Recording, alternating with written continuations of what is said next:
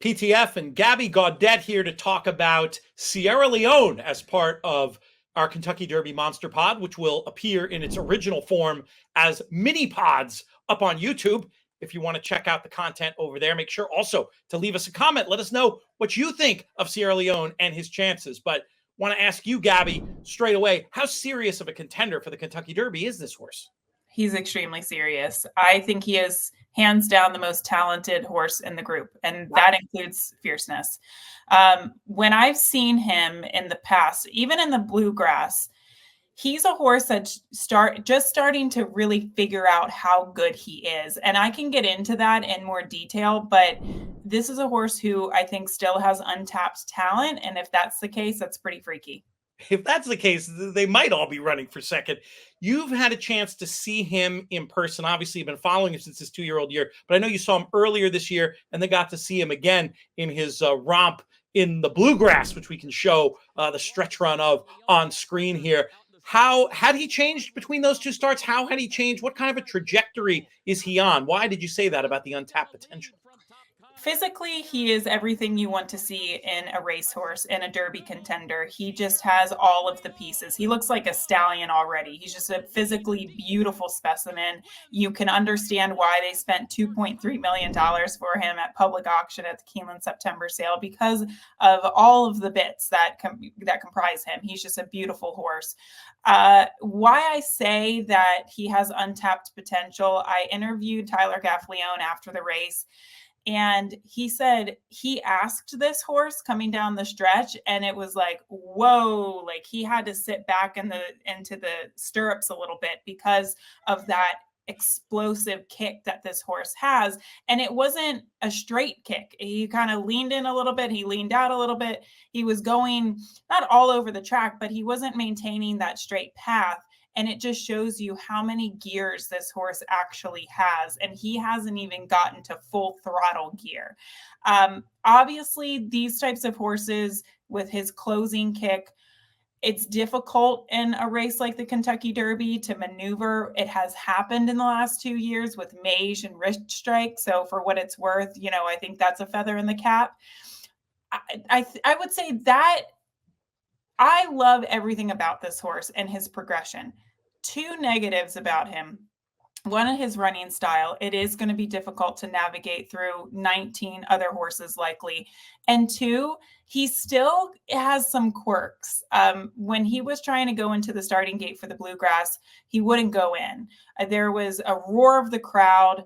Every time he would get close to the starting gate, the roar of the crowd would get so loud and he would hesitate going into the starting gate. He was also balking at the tractor attached to the starting gate. And Tyler had a really tough time getting him in there. There was a moment where I thought he was going to be a late scratch because they just couldn't do it. I think it took 3 minutes to get him into the starting gate.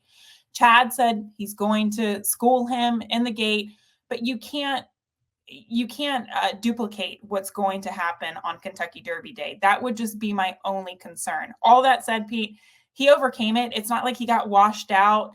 He's not a nervous horse. It was just something about that experience that day that he didn't like going in the gate.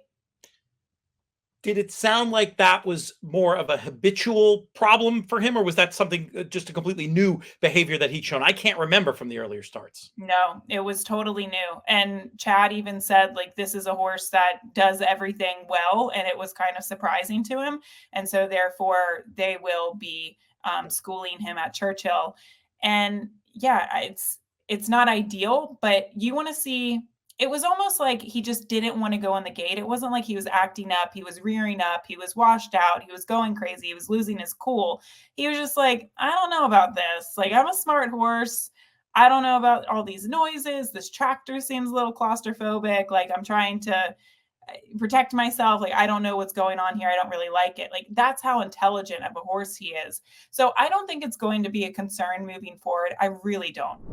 These mini pods are brought to you by Free Reign Coffee Company. They've been powering the In the Money team throughout the Triple Crown prep season, and the coffee is fantastic. Whether you're looking for whole beans, grounds, or pods, Free Reign give you what you need to get up and get after it. And they've got subscriptions available too, so you never run out.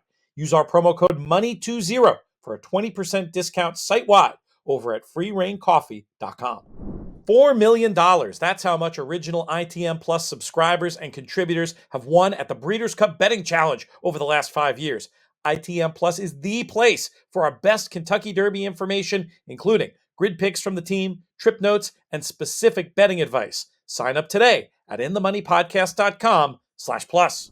It sounds to me like he's a horse that almost doesn't know his own strength. The fact that he was accelerating almost too quickly.